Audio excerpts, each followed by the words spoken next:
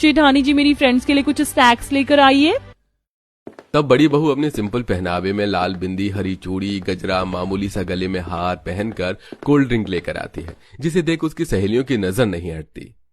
वाह यार, जेठानी तो एकदम मस्त लग रही है। मतलब कह सकते हैं कि वो इस पुश्तैनी ससुराल की बड़ी बहू है।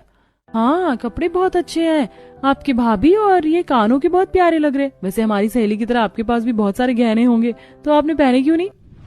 जी अब इतने सारे गहने पहनकर कहीं जाना तो है नहीं, घर के इतने सारे काम भी करने होते हैं, इसलिए छोटे छोटे झुमके पहनती हूँ। ये मुझे मेरे पिताजी ने दिए थे।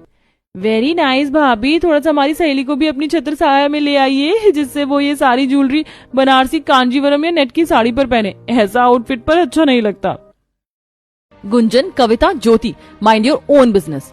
मुझ पर क्या सूट हो रहा है क्या नहीं, ये मैं डिसाइड करूंगी। और इतने बुरे दिन नहीं आए जो मैं इस गांव की गंवार जेठानी से कपड़ों के बारे में पूछूं या फिर तुमसे सजेशन लूं। Now get lost.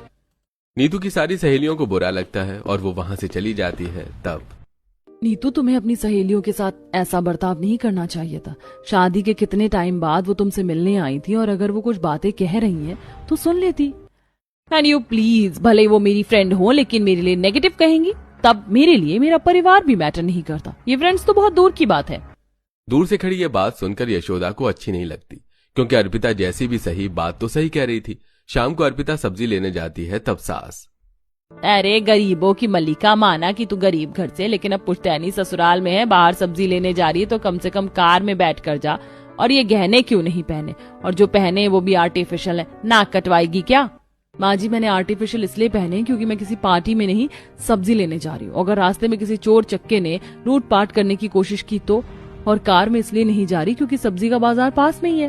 देखा मेरी बहू की समझदारी, पर तुम समझ ही नहीं पाओगी उसे कभी। तब अर्पिता बाजार जाकर सामान ले आती है। वैसे तो पुश्तैनी ससुराल वालों को आसपास के सभी लोग बहुत मान सम्मान देते थे।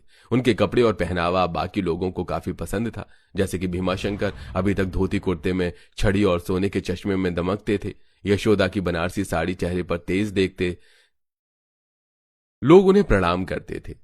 2 दिन बाद घर पर रिश्तेदार आते हैं। शहरी बहू ने वेस्टर्न कपड़ों पर पुश्तैनी ससुराल के गहने पहने थे, वहीं गांव की बहू ने सिंपल बिंदी, गजरा और मामूली गहने पहनकर सुंदरबन सबको खाना बनाकर खिलाती है। भाई साहब, आपकी बड़ी बहू बहुत संस्कारी है। बल्कि मैं तो ये कहूँ कि उसने पुश्तैनी ससुराल की चमक को अपने पहनावे और गहनों से बरकरार रखा है।